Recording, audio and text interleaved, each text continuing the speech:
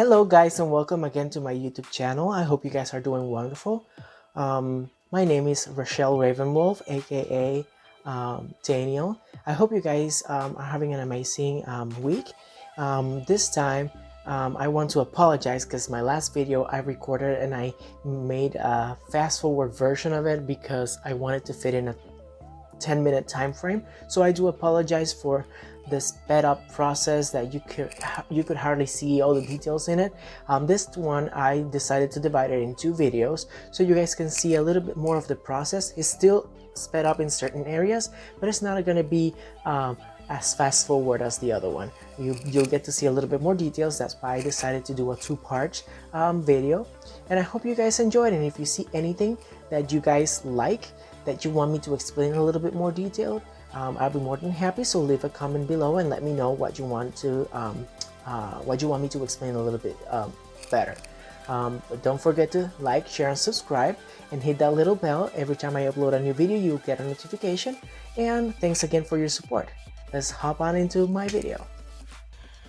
Okay, so now we're going to start with something that most people are afraid of doing, and a lot of people ask me a lot of questions about. I'm not going to go into a lot of details about it, but it's going to be gluing the brows. Once you glue the brows, once you learn what works for you and what doesn't, it gets quicker and quicker every time. So I would just recommend you to practice and figure out the ways that your brows will lay flatter on your face, and they will be less noticeable when you put makeup on. This is what works for me. It might not be the same for you. Keep in mind the thickness of the brows, if they're clean and trimmed, all that stuff. But before I actually jump into the gluing, I'm gonna start doing a very important process, or something that I think is very important that works for me. You might want to try it. I have a little spray bottle with alcohol in it, and I have a Q-tip that I soak in the rubbing alcohol, and this is for me to clean up my brows, to get rid of all the excess oils. Sorry that I'm not looking at the camera, I have my mirror right behind this. So to clean all the excess oils from the hairs in my brow. That way, the oils don't prevent the glue from sticking to my forehead in the way I want it. Because we're just trying to minimize the risk of the brows showing. So I just go back and forth trying to completely clean my entire brow area. Once you have that done, then it's all about gluing. And I'm gonna use just an Elmer's, just a glue, regular school glue in a stick. I like the purple one because the purple one clears out when it's dry. And then I'm gonna use a spoolie. This one is pretty gunky because it's the only one I use for this. And then I use also the back of this. You're gonna see me lick it. I'm sorry, but this is the process that works for me. I'm sorry if it grosses you out. And I go back and forth, covering every little bit of hair, and I go a little bit above and below it, just to make sure that every little hair is completely covered. And then when it's still wet, I'm gonna start combing the hairs upwards. Well, not up, it's more like angled in a diagonal, just to get them to lay the flattest they can. And once I have that done, that all the hairs are laying as flat as I want, I lick, and then I completely flatten the surface so the crevices or the little lines that the brow hairs form get erased or lay as flat as they can. And then I use a little baby wipe, or you can use a makeup remover wipe, and I just wipe the excess of glue from the top and bottom, because that way it doesn't create that oatmeal surface that some of these create. You see how flat it's laying down? And now I'm gonna do the same process for the other brow. Okay guys, so now you know we're just basically gonna repeat the exact same process that we did with the first brow. We're gonna repeat with the other one. Just keep in mind that you need to try to make the brows lay as flat as you can, so that way they show even less when you finish your own makeup.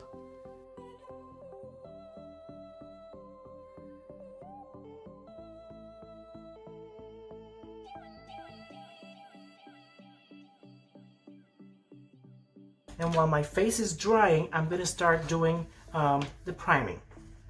So for my face, I like to use primers that have, I'm not gonna show brands, that have a little green tint to it, because I tend to get red areas in my face, and of course in the color wheel, green counteracts the color red.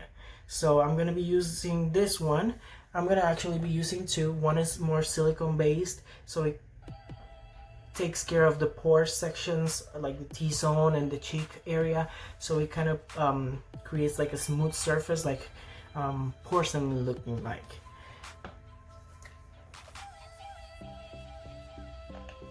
The first one I'm gonna use all over my face. And guys, if you use primer, even the cleanup is gonna be faster at the end of the day.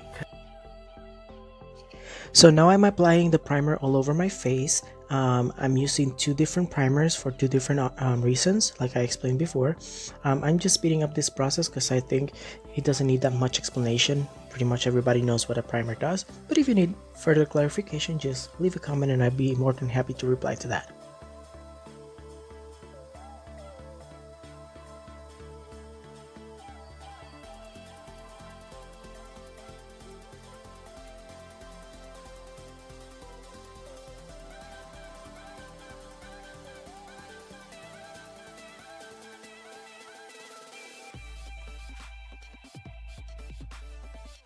Back to do my second layer on my brows. I usually do just 2 or 3 layers, no more than that, because for me it's kind of it gets kind of chunky if I do more than that. And after the first layer, you're just gonna swipe up all the time, so that way you don't lose the placement that you already did of the hairs. And so far, I think with this second layer, you have to just look at it and see if the layers you have already are good enough, or if you have to apply more. So far, from what I'm looking at, it looks like I could be pretty much done now. And what I'm gonna do, I'm gonna clean up the excess from the edges, if you have any, and then I'm gonna use a powder that has a tint to it, so it covers a little bit more, and I'm gonna use a little bit more darker than I would use naturally, just to get rid of the effect of the color effect of the brow underneath it. So I'm gonna use a very dark kind of powder, if you can see that, and I'm gonna dab it on top of it, so it kind of conceals and gets in all the crevices of the brow, and it hides away the color of the brow that's naturally under.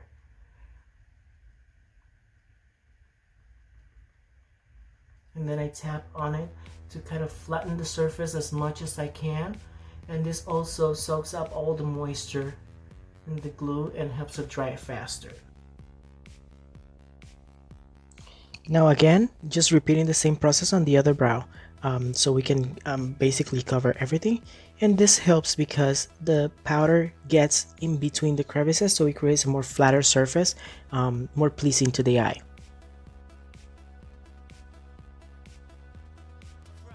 Now I'm gonna remove the excess of that powder off.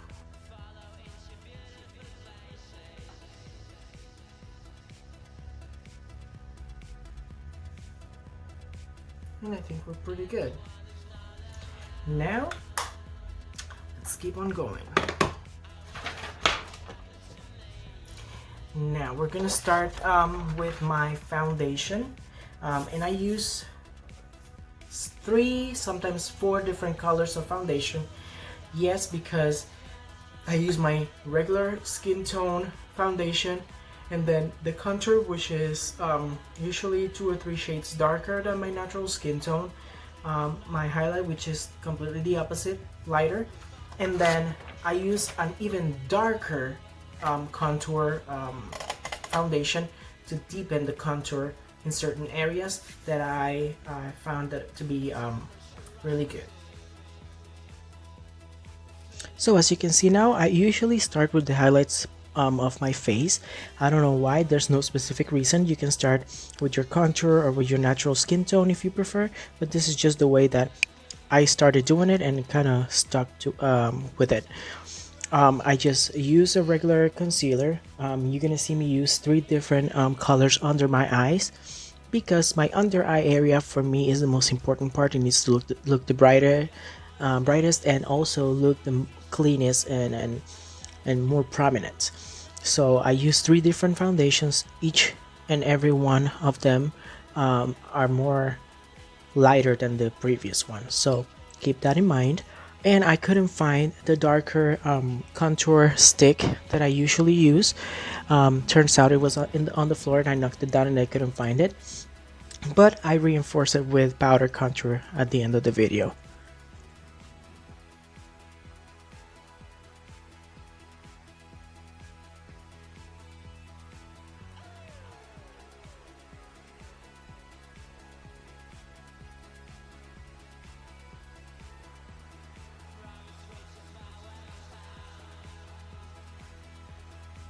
As you can see here, I am focusing a lot in blending really well the edges of those colors that I'm about to place, so it doesn't look so harsh, those lines in between tones. Now I'm going to be using the regular skin color. This foundation is so high coverage. It's actually meant for people that has vitiligo, so it actually evens out the skin tone and nothing shows through. So that's why you don't see me color correcting my beard, because it covers everything so much. Sorry about the plane in the background. It covers so much, and it covers everything, that you don't need to do any color correcting, because nothing will show. That's the main reason why you don't see me using the orange color correcting like most drag queens do. And also, the very important step that I want you guys to take from this is, I blend a lot, people. It needs to look as if it's your own skin, and that you're looking at just lights and shadows with your natural face.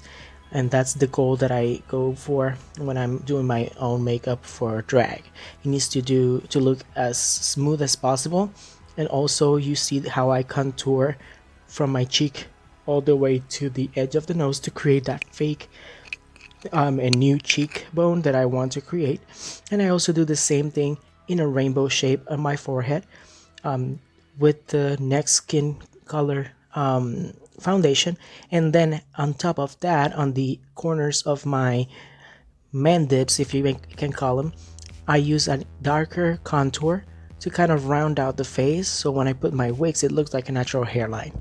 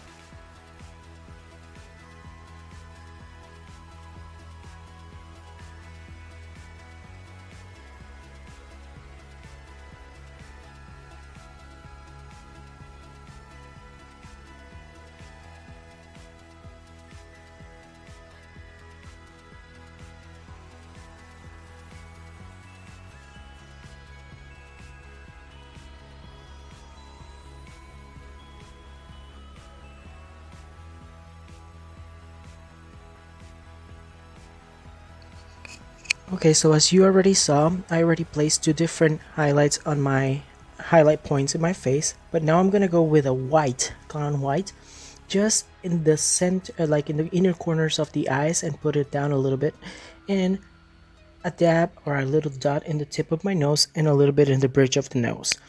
That is to make it even brighter in those areas and make it look like I have a really tight skin under my eyes, which clearly I don't have. I have a little bags under my eyes, but that kind of camouflages a little bit or hides away those bags, or makes it look or appear as if I had no under eye bags.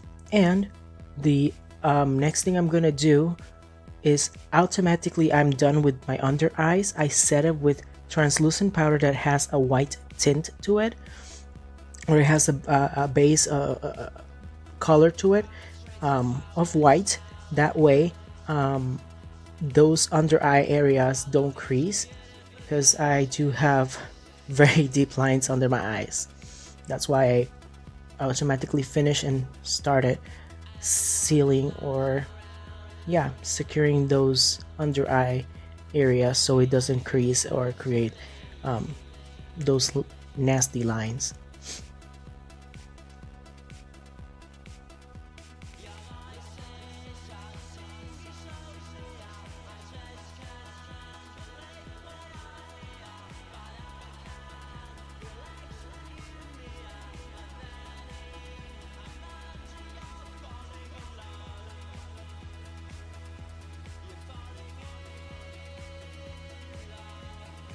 Now my favorite part, guys, this is my nose contour, and I use the same color I used for my cheekbones, the first one, to create that contour, to snatch and pinch my nose. And then on top of that, after I blend it, I do with the clown white the tip of my nose and a little bit in the middle of the bridge of my nose, to create the illusion that my nose is naturally like that. Now that's the regular contour color that I usually use, but for the rest of my face I like to darken a little bit more in the back of my cheekbone, right there next to the ear, and on my forehead on the corners, outer corners. That way it makes it look smaller, but I couldn't find it, so that's why I skipped that step in this video.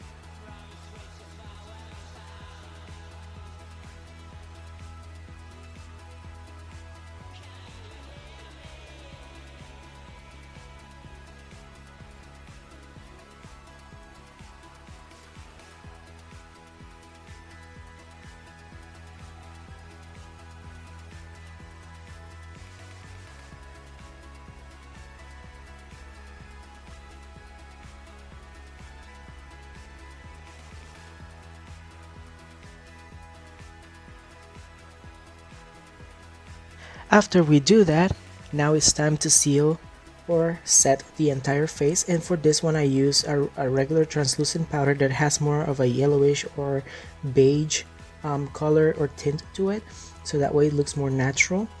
As to the white that I use on my highlight areas, it does, even though they say it's translucent, for me I think it adds a little bit of color to it, so that's why I try to use the white only in the areas that I want to highlight, and then the other one on the regular face. And as you can see, I'm patting the color on top of the foundation. That's because I want the foundation to absorb that powder, and that powder to merge or marry that concealer and that foundation to look more natural, and that way it doesn't move anywhere and it lasts the entire night, even if you don't have setting spray.